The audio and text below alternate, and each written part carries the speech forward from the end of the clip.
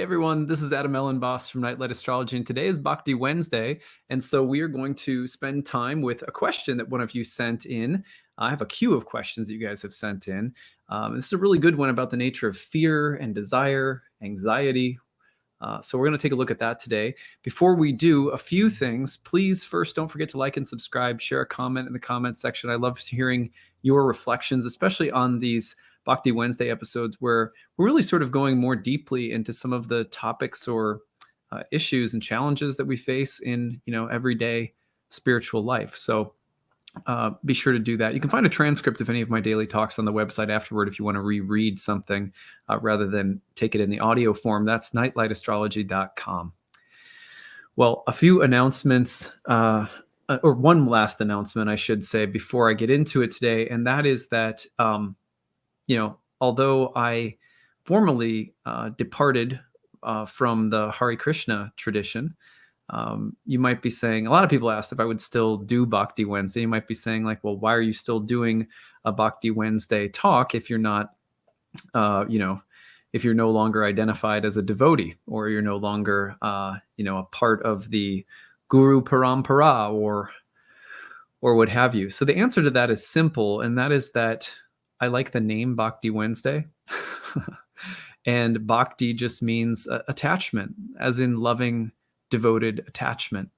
So, for me, the loving, devoted attachment to the divine, whatever name we give it and whatever tradition and the particulars of all the different traditions on the planet, the thing that first called to me about Bhakti, the thing that I found appealing, was that Bhakti was about devotion to our source. That has not changed in my life, and I believe Bhakti is still one of the most wonderfully evocative words.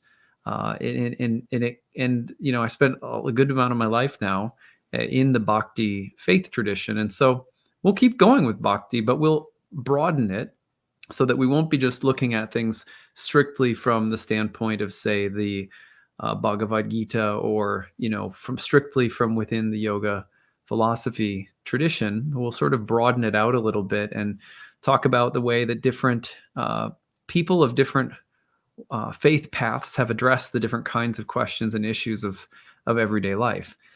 So Bhakti Wednesday will remain, but it will broaden in its scope somewhat. So I hope that that answers any questions that there might be about the nature of Bhakti Wednesdays and kind of what's happening with them.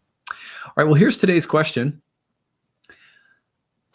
I have been having a lot of 8th house transits lately and have been thinking about the nature of fear, why we fear, and at the same time, why we seem to desire what we fear and fear what we desire. And how can we eventually work to liberate ourselves of anxiety and fear? I'd love to hear your thoughts on this. Hope you have a great day. Well, thank you. You too. And yeah, it's a good one. I can speak to this from my own limited understanding, as well as the different kinds of things that I've heard sagely people much wiser than myself say about this, and that I resonate with. Right.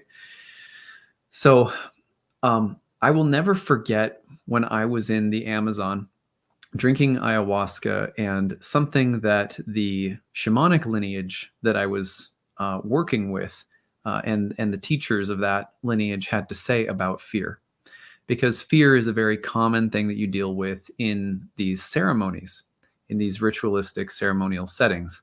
The fear of death, the fear of hell or damnation, the fear of yourself, the fear of the unknown, so many different fears that people, one of the quintessential ways that people talk about or describe an ayahuasca ceremony is that it is a confrontation with shadow and fear. And so, with that in mind, I found that some of what the shamans that I worked with had to say about fear were incredibly helpful. One of the things that I'll never forget was the idea that fear is what holds everything together.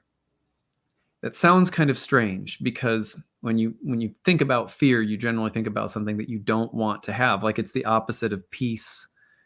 And you think about everything being held together, you typically think of it being held together in some state of blissful, peaceful unity and oneness.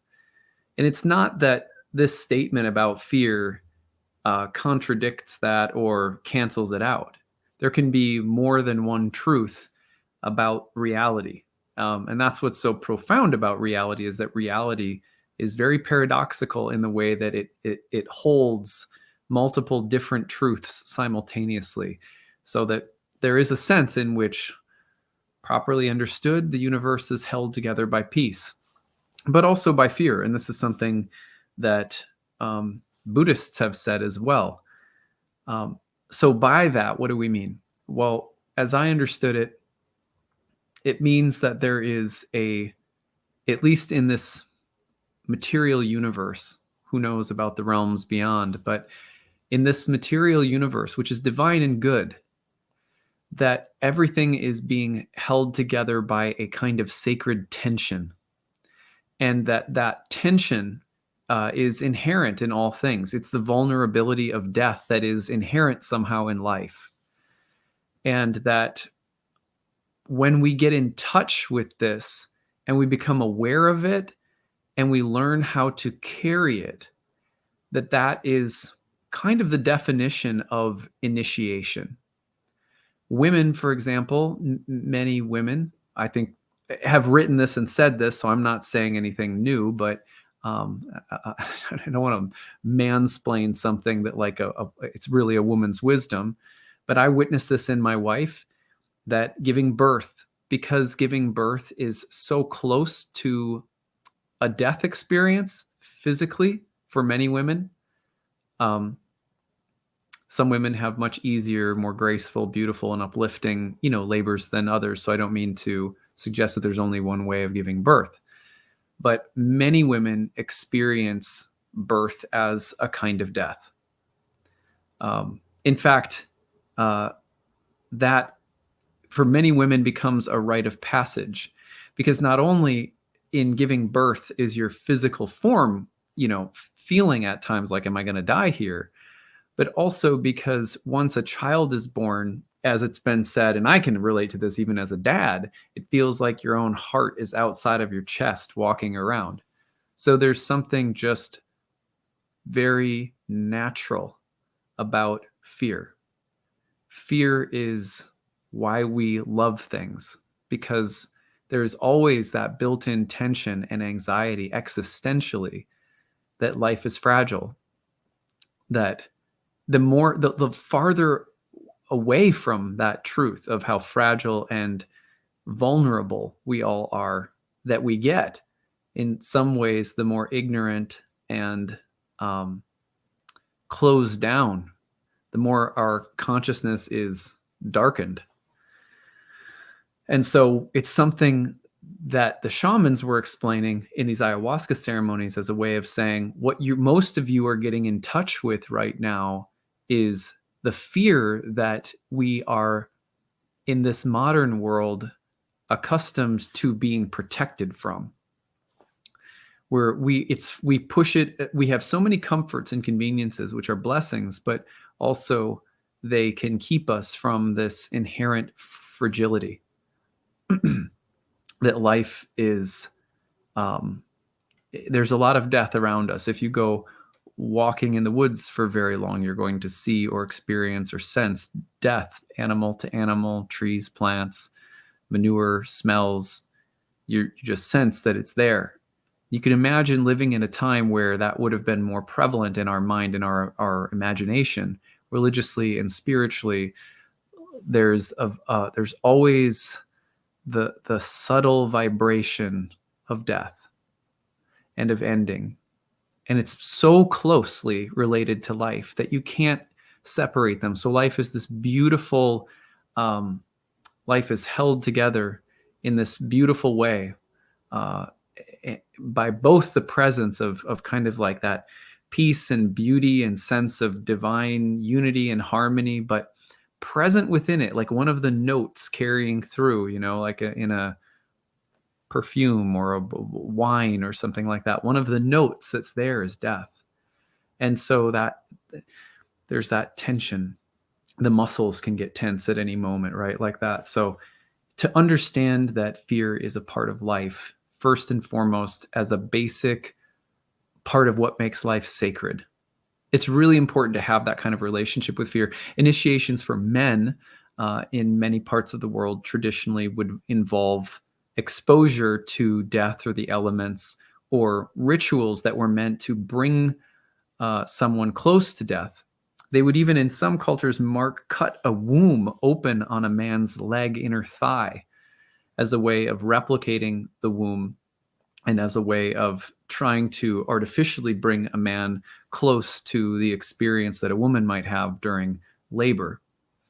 So why intentionally deliberate? Because there's something about that we have to come to accept. If we get allergic to it, then anxiety, like not the sacred kind, but the real problematic kind, tends to be a byproduct of not having an incorporated understanding of fear, of danger, of impermanence, of that sacred tension of what makes this place real. So getting to know fear and being in right relationship with it has been a part of many spiritual and religious traditions. Now, there's also the kind of fear that needs to be transcended, living in fear, living in anxiety, where it's almost like that little element of the truth. It's not the whole truth, but it's an element of the truth of what makes everything sacred comes to dominate. And when it comes to dominate and it takes over our mind, our body, our relationships, we might act possessively, obsessively. We might kind of develop neurotic, complexes. We may start to become delusional, and we may cease to trust ourselves, our experiences, or others. So that kind of fear is often the kind of fear that you'll also hear people talking about in spiritual and religious traditions as the fear that needs to be overcome. But that does not mean that there is no place for fear, or there isn't a difference between this kind of agitated state where the element of sacred anxiety has like taken over. So we need to make sure that we're aware of, like, there's a whole ecology, an ecosystem of fear. It's not just one fear. It's not just one type of fear. There's not just one reason or purpose for fear. So right relationship with fear, so that we don't fall into the byproduct of fear when it takes over and becomes the lens through which we see and experience everything or a lot of things, and like that. Now, some of us may have more karma around fear than others. Some of us may naturally struggle with it more than others. It's the same way of saying the same thing. In which case, some of us may need to seek more aggressively the kinds of therapies, whether it's breath work or healing work, or physical modalities that can help us, or therapy, or even medicine, different kinds of medicine. Of course, there's allopathic medicine and there's herbal medicine, but just the point is seeking help. And some of us may need that. And it would be the worst thing in the world to tell someone struggling with fear that, well, fear is part of nature, just it's sacred, man. You know what I mean? That would not be very compassionate. So, a big part of dealing with fear, and when we say being liberated from anxiety and fear, when you ask that question, how do we liberate ourselves from anxiety and fear? I don't think it's something we're meant to be liberated from, as much as it is something that we come into right relationship with. Hence me mentioning the idea of initiations. Spiritual initiations can happen in big dramatic ways through rituals and ceremonies. They also happen just through living life, through going through trauma and finding positive ways of processing it and letting it inform our understanding about reality. That doesn't happen for everyone. Sometimes it's, a trauma happens and it is not like an initiation. It's like just a trauma, and there's no real silver lining. So I don't like to say unanimously that all trauma is initiating. It can be, but sometimes it's just really damaging. But I don't think we want to liberate ourselves from anxiety and fear as in rid the world of it, because it's here. It's part of what is, like I said earlier, it's the tension built into things that allows for, I'll never forget, like one of the images that just popped into my mind was when I was in a ceremony and I had this, shaman was talking about fear and I could hear all of the frogs croaking, like tons of them, and because we were near a lagoon in the Amazon.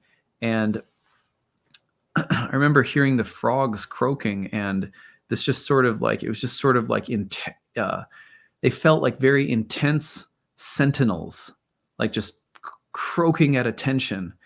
And I just felt this, I'd never quite heard it that way before. And as he was talking about fear, I just felt like, fear is the tension that's there, when someone's playing violin and hitting a high note, it's in everything. And it's just not that when we think of fear, we're like, oh, I'm afraid of the dark, or I'm afraid of the boogeyman, or I'm afraid of making a mistake, or I'm afraid of, I have social anxiety, or in like, but so I think just starting with the very basic definition of fear that's inherent in this divine creation, that helps. I think it really helps to start there and to work to find its place in our psyche and in reality, to give it sacred place. Once it has sacred place, then you can assume that when it shows up in a way that is really overwhelming, that in a state where you desire to be free from it, it's something different from, it's like becoming a perversion or distortion of that sacred tension.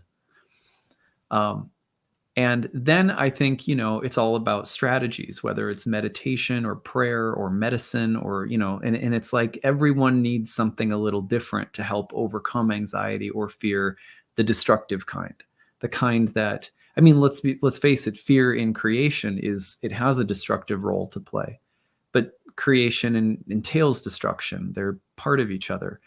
But what we're talking about really is like, again, I would say it's like when you fall out of right relationship with it, and then it's like it's different for every person. What we might need to help us overcome it, so that it's not taking the steering wheel. We're not making choices from that space all the time, which, as you mentioned, can be very eighth house like. It was a house that was associated with fear and dread, specifically of the future and of the things in life that may be inevitable that we resist or try to run from. It's all related to the eighth house. Now, as to your question about why we seem to desire what we fear, I think that has to do with change. I don't know. It's a great question, but it's true. It's like what we fear is something, it's often closely related to what we desire. Now, sometimes that's a good thing. Like sometimes being afraid of what we desire is a natural way of our conscience or our higher self, our soul, our guides being like, don't go toward that, because while what you desire seems like it's good and it could be really satisfying, it will destroy something. For example, you might fear, you might be attracted to something that you fear when you're in a relationship and you're thinking about someone else. Okay, well, in that case, you may be attracted to something that you're also afraid of, but that fear is probably, at least in many cases, it's going to be enhancing a boundary and being like, don't go there, you'll destroy your whole family. You'll destroy so many other aspects of your life that are so good, that your fear is a way of checking your desire. So there's always that possibility that the fear and the desire are put next to each other, because what we desire is not always good for us and comes with consequences, and the fear is a way of making us alert to that. But on the other hand, sometimes we fear what we desire because it will create within us the need to change or transform. And we fear the change, we fear the death and rebirth entailed in moving towards something we desire, which would be inherently very good for us. For example, I know that when people go to drink ayahuasca, or when people go to rehab, it's scary. When people get ready, I remember I was terrified to propose to my wife. I was just scared because I was like, well, this is like a forever commitment. And, like I love her to death, but like, what if something bad happens? Or, like just all of the unknowns that come with like a commitment like that, or drinking ayahuasca. I know this is going to be really good for me, but it's going to be hard, and that's terrifying. So the other thing is that I think in the opposite direction, rather than fear just checking a desire because it may have a consequence that the fear is trying to protect us from, on the other hand, the fear can also serve the role of trying to, holding us back from something that we may need to move toward that will be beneficial for us, but we're scared to change. We're scared of the pain that may be involved in change. And that's an interesting thing, is that so many positive changes are scary because it involves, a certain kind of letting go. So I think that that's the most basic reason why fear and desire are related to one another. So I hope that this has been useful for you. Thank you for submitting the question.